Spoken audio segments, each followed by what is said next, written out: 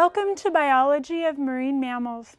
I'm Dr. Leslie Williams, and this lecture introduces you to the diversity of marine mammals. So as we explore the diversity of the marine mammals that exist in today's ocean, we're going to be focusing on their taxonomic groupings. Now, taxonomy is actually the branch of biology that is concerned with the organization and naming or classification of different organisms. So we're going to be learning some of the taxonomic names that apply to these groups. And finally, we'll actually introduce you to the evolution of vertebrates, and then from there follow in and talk about how marine mammals evolved.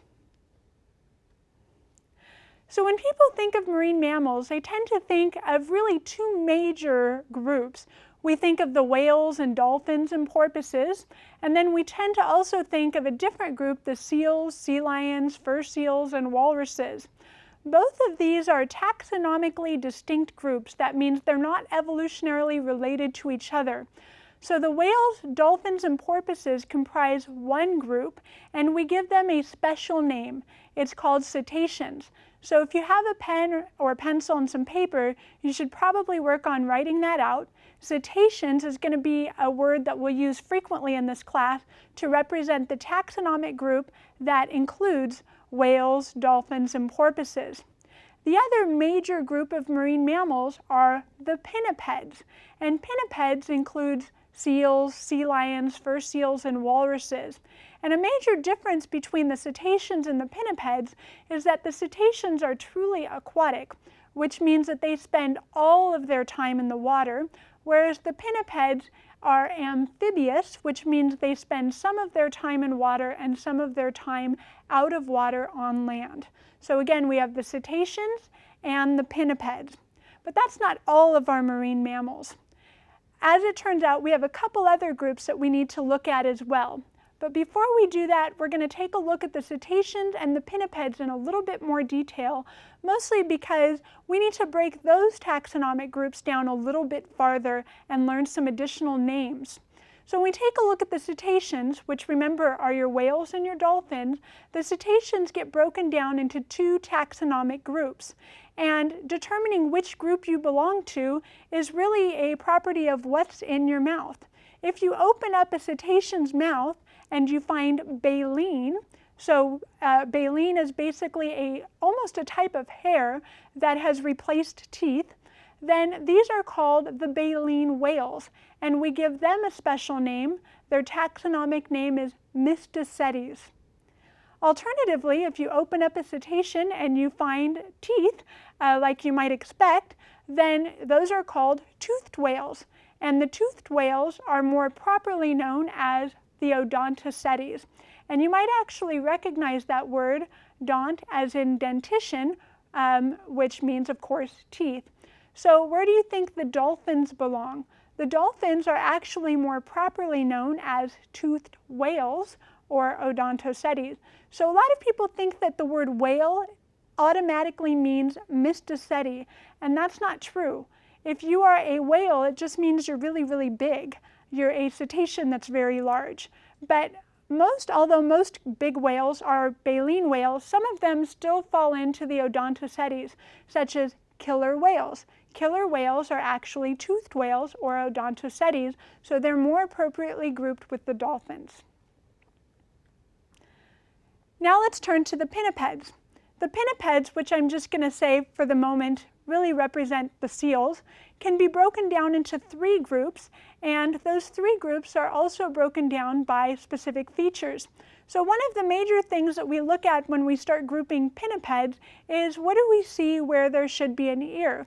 If you actually truly see an ear flap, like humans have an ear flap here, then you would actually classify these as eared seals, and they get the special name Otariids. So Otariids have a true ear flap like this, even though it's not very pronounced. It is pretty small, but it's there, and so there is a little flap that covers their ear, and so they are the Otariids. Otariids comprise the sea lions and the fur seals, and are sometimes called the eared seals. Now, if you don't see a flap, there's no ear flap, and the head just looks basically smooth and you don't see any appendage right here, then these are called the true seals. And true seals are more appropriately known as phocids. So we have the otariids and then we have the phocids as the two major groups of pinnipeds. Now there is a third species there, and that is the walrus. There is actually a special name for walrus, but because there's only one species that we're going to be looking at, we'll just stick with the term walrus. And walruses are defined by having tusks. So they actually lack an ear flap. They don't have this ear flap, but they do have tusks, and we put them into a third group separate from the phocids. So now let's take a look at those additional marine mammals. There are a couple. So one group that isn't often thought of when people think of marine mammals are actually the manatees and the dugong, and those are more appropriately known as sirenians. They're a little bit special because they're shallow water. They're found in very specific regions of the world, and unlike almost all other marine mammals, they're herbivores, which means they eat grasses and other plant-like material. So they tend to be very gentle organisms that, again, live where there's plant-like material, which means they live in shallow water. And because of that, they experience threats from humans because they interact with humans in coastal areas so frequently. And then, of course, there's our two oddities. Our two oddities, the extras that really don't have a lot of members in their group, in fact, they're the only member of their group, are the polar bear, which we've already mentioned is kind of unique because polar bears live most of the time on land or on sea ice, and then the sea otter. So when we take a look at our marine mammals, we have to think of our big groups and then kind of the extras, and that includes the sirenians, which are their own group, the polar bear, and the sea otter. So let's go ahead and review some of those taxonomic names and how we break them down, just so you get more familiar with the taxonomy of marine mammals. So as we started with cetaceans, which is the formal name for whales and dolphins. Cetaceans get broken down into two groups, the mysticetes, which have baleen in their mouth, and the odontocetes, which have teeth in their mouth. And then the next major group are going to be the pinnipeds, which you may commonly know as just seals. And for that, we have the otariids, which include the sea lions and the fur seals. We have the phocids, which are the true seals, and then we have the walrus. And finally, the last name that we've learned is sirenians, and the sirenians include the manatees and the dugong. Now that we've finished covering the taxonomy of marine mammals, let's actually turn to the evolution of vertebrates and talk about the story of how marine mammals got where they are. So in order to actually tell this story, we have to start with the vertebrates. So when we look at all the vertebrates and we start talking about the evolution of vertebrates, the earliest vertebrates were actually aquatic. In other words, they were found in water environments, lakes, rivers, oceans, and you might actually know some of them. Hagfish are extremely primitive, lampreys, and then you get to things like sharks and more bony fish. Those were really the earliest vertebrates. And so when you think about the evolution of vertebrates, it's important to understand they started in the water.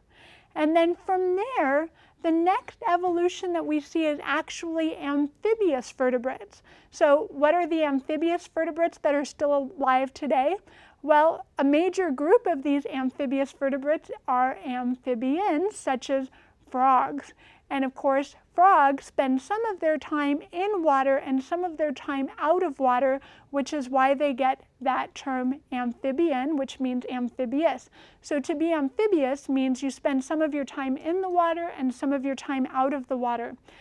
As these amphibians began to emerge out of the water and come out onto land, they probably came out onto land for a couple reasons, such as availability of food on land or escape from predators. They faced some serious constraints, and the constraints can really be broken down into three categories. Gravity is one, being dry is another, and also lack of constant water, and finally, having to breathe in air and not water. And if you've ever taken a fish out of water, you actually do recognize some of these. The fish, of course, are ill-adapted to live in air, mostly because they dry out and they can't breathe the air. They can only breathe in water. So amphibians had to deal with all of these constraints, but then the next group of vertebrates to come out were truly terrestrial. And so these truly terrestrial vertebrates evolved, and they include most of what we think of today when we think of vertebrates, including various reptile groups such as snakes and lizards, and even tortoises and turtles, birds, and of course mammals. And the terrestrial vertebrates, because they spent all of their time, or almost all of their time on land, gained some significant adaptations that make them extremely well suited to life on land. So some of these adaptations include having a skeletal structure that allows you to support the body weight in air and allow mobility on land. Obviously, moving in water is very different than moving on land, and because you are much heavier on land than you are in water, you have to have a different body structure in order to support that weight. And of course, as humans can attest, we have very dry skin. Our dry skin helps us conserve water to limit water loss because we're not basically bathed in a fluid of water. So if you feel your skin, you'll note it's very dry. And then finally, and probably most importantly, we've developed really expansive lungs that allow us to specifically extract oxygen from the air and not water, which is why humans, which are mammals, can no longer breathe underwater, but we breathe just fine in the air. So that brings us back to marine mammals. Now, it's important to remember marine mammals are mammals. So mammals evolved to live on land.